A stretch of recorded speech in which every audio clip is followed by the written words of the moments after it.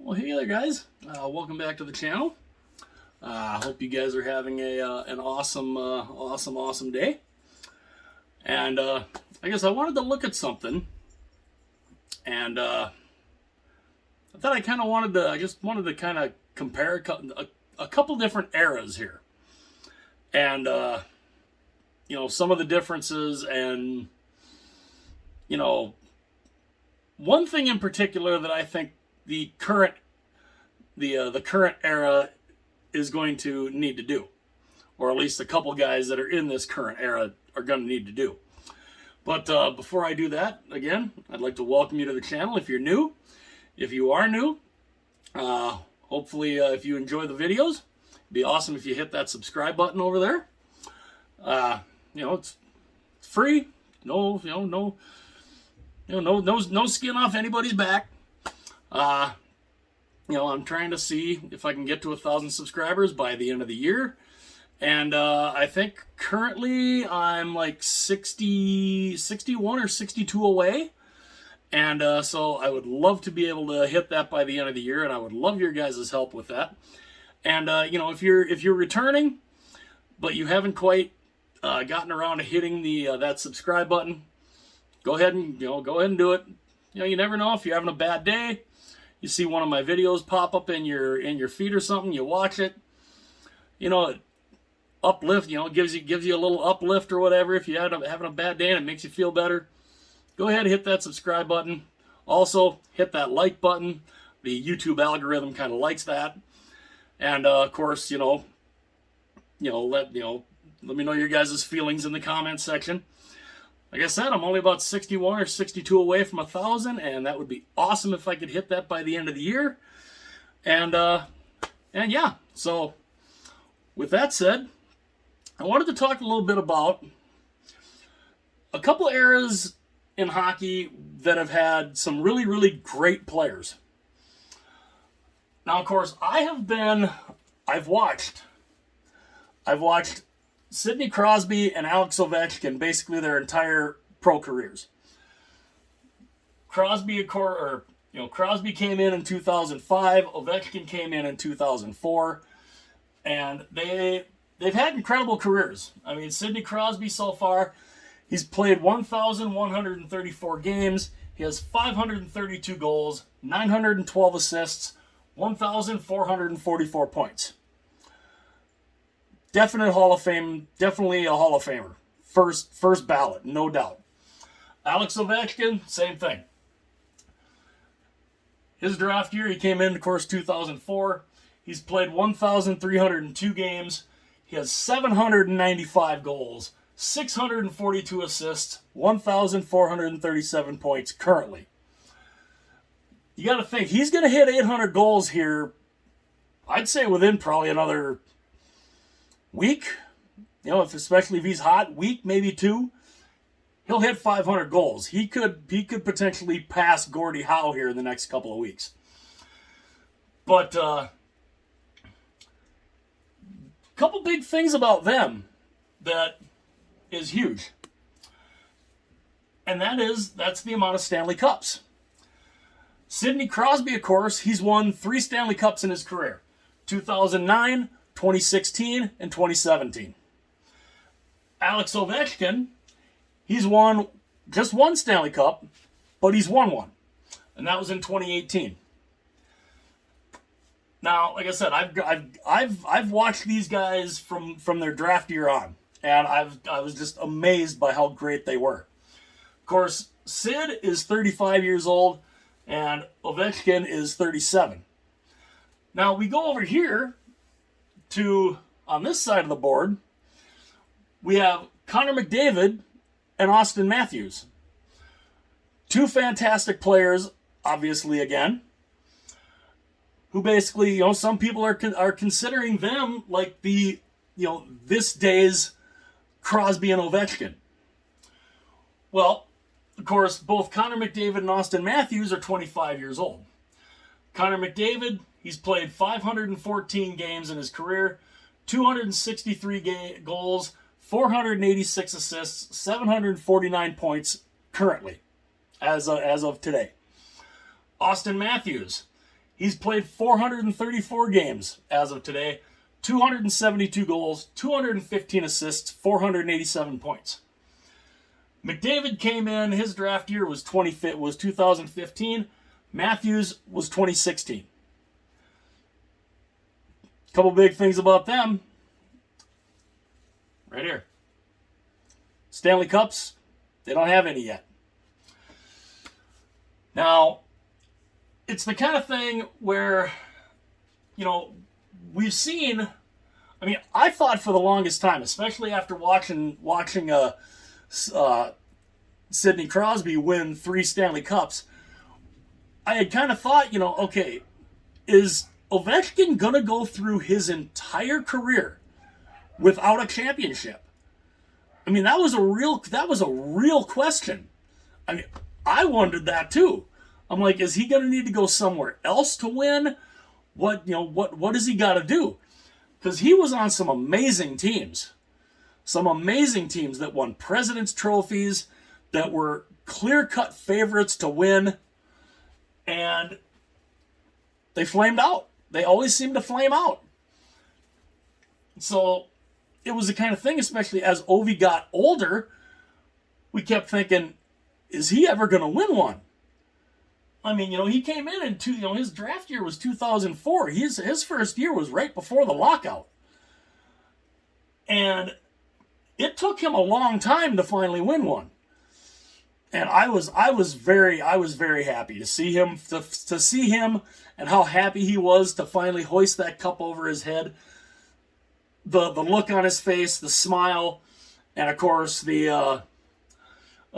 the bender that he went on for the next 3 days was definitely interesting. But he finally got it done, and that almost cements his Hall of Fame career. Now we move over to this day and age's Crosby and Ovechkin in Connor McDavid and Austin Matthews. 2 phenomenal players. They're going to have great careers.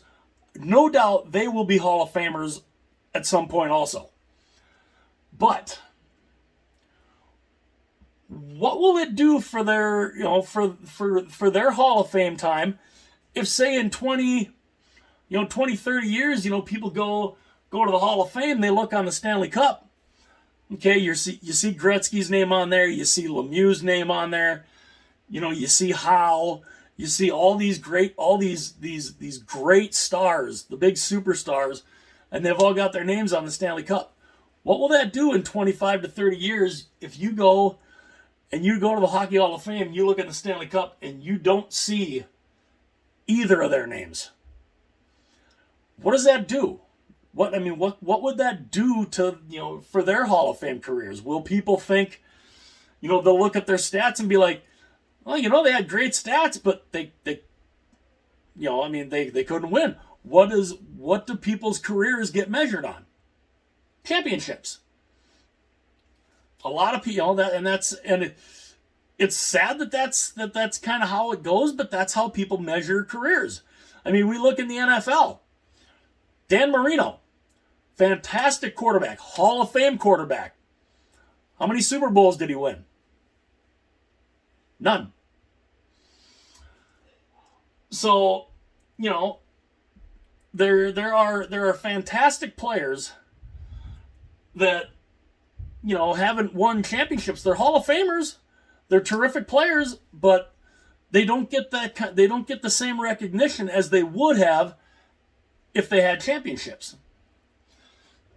Now, Connor McDavid, just last year, was in the conference finals. They made the Final Four. And they ran into a buzzsaw that was the Colorado Avalanche. And this year, McDavid, the Oilers, they're struggling again. They're struggling to even just maintain a playoff spot. They have some incredible talent on that team. I mean, you have Connor McDavid, you have Leon Draisaitl, you have Evander Kane, who he's still out, and he's still maybe out for another couple of months. We're not totally sure on that, but they can't seem to get it together. And is McDavid, is he going to have to go somewhere else to win a championship? I hope not. I would love to see him win a cup in Edmonton. I really would. But, the question right now is kind of out there. Is he going to have to go somewhere else to win? Like I said, I'm hoping not, but you got to think. This is driving him nuts. This is driving him crazy to be sitting there and to see this team struggle, and he knows they're supposed to be better. They should be better than they are. But, I don't know. The Oilers right now, they're just I don't get it. I don't know what their deal is right now. But is McDavid going to have to go somewhere else to win? Like I said, I hope not. Now we move over to his counterpart, Austin Matthews in Toronto. Again, he's also 25 years old. He's had fantastic years. He scored 60 goals last year. Terrific year, career year. He's never been out of the first round. He's on a team that has not been out of the first round since Alex Ovechkin's draft year. What's that tell you? That's the last time that the Maple Leafs won a playoff round. And it's the same thing here. Austin Matthews, great player. I mean, as you can tell, he's more than a point a game player here. I mean, he's got 487 points in his career. He's played 434 games. It's the same for McDavid here. McDavid's 514 games played, 749 points. So they're more than a point a game. But they just can't seem to get over that hump. And I think that's one big difference. Crosby and Ovechkin, they're still great players. Ovechkin he seems to defy the aging process. 37 years old, and he's still lighting everything up. But they both have Stanley Cups. Between the two of them, Ovechkin and Crosby, they have four Stanley Cups.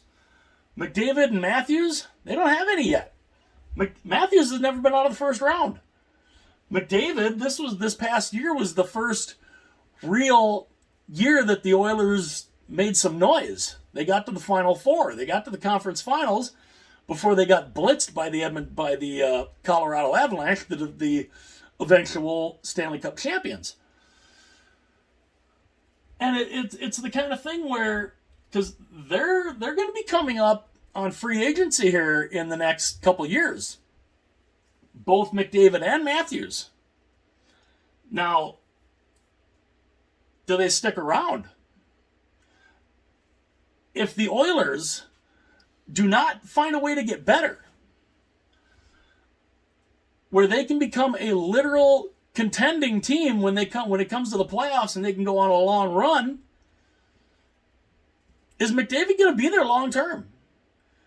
Is this a situation where will he be with just one team his entire career? Crosby and Ovechkin have only been on one team their entire careers. That's kind of a question right now with McDavid and Matthews. Will they be on those teams long term, especially if they can't seem to get over the hump? I mean, the Oilers, like I said, they made the conference finals just last year. And and this year they're struggling. They really are. They are struggling. So I don't know. But Matthews the same way. Toronto's off to a fantastic start again. They're off to a great start.